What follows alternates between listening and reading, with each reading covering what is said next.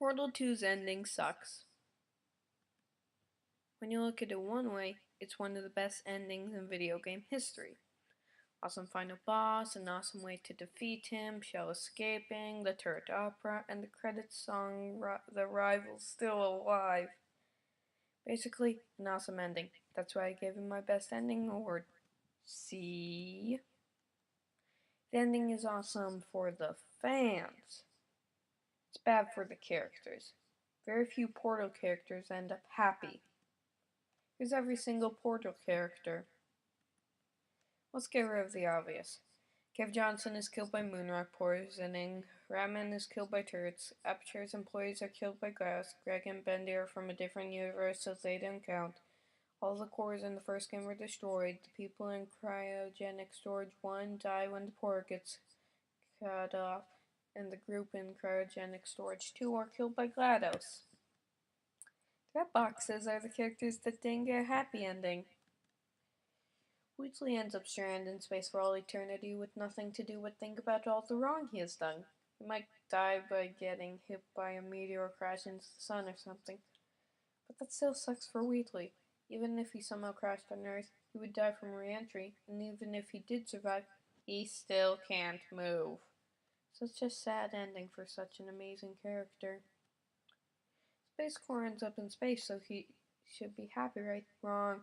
Here's some of Space Corps' lines. It doesn't say all of them, but they exist in the game's code. He hates space when he gets through. Why not?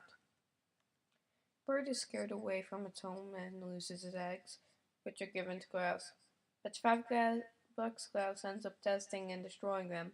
Speaking of GLaDOS ruining characters' lives, rocket turrets are all destroyed after they kill GLaDOS and Portal.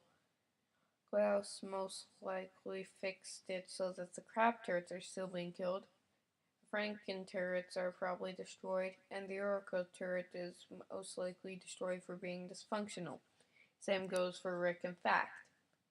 But on a happy note, the King turret and Sing turret seem pretty content in the turret opera. The announcer is dead with the rest of Aperture, and the party escort bot is pretty much useless without test subject. So there goes its entire purpose in life. I'm not sure if the companion cubes are alive, but I'm doing a part about them anyway.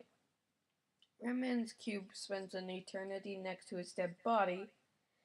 Shell's cube actually escapes Aperture with Shell, the person who made it spend an eternity in the furnace.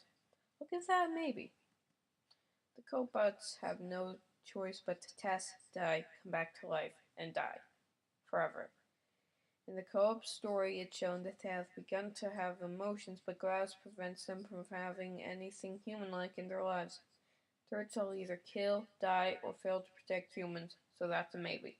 Down to 2 characters. Those that's too happy, 1 maybe, 1 group maybe, and a whole lot of unhappy. I purposely left 2 characters left. The series' main protagonist, Shell, and GLaDOS, the series' main antagonist. Did I forget to make Atlas and Peabody's boxes red? Yeah, I did. Dang. Subjects leaving her with nothing but the cobots. It is said that the cobots don't make her as happy as when testing as humans do, and she only uses them to navigate Aperture. Glass has a built-in need to test, and that need can't be met. Of all the Portal characters, you think Shell would end up happy, right? Except for the fact that Shell's dead meat outside of Aperture. Through an Easter egg in Chapter 5, you see that Shell has been in Aperture since Bring Your Daughter to Work Day, the day that Klaus killed everyone. What this means is Shell has no understanding of how the world works besides of what she understood as a child. That knowledge is even more useless when you consider that Shell was in cryo for a few centuries. And how close to civilization? The top of Aperture has been destroyed over time until it became a field. And the Portal games take life in the Half-Life universe. Shell would leave Aperture after the events of Half-Life 3, and for all we know, humanity gets wiped out in Half-Life 3. I won't put it past Valve. But the point is that Shell is dead meat outside of Aperture and will likely starve to death before finding other people.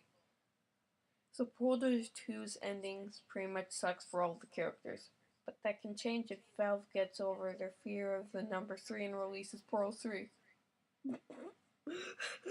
Oh, that's hilarious. Seriously, they need to make games that have the number 3 in them.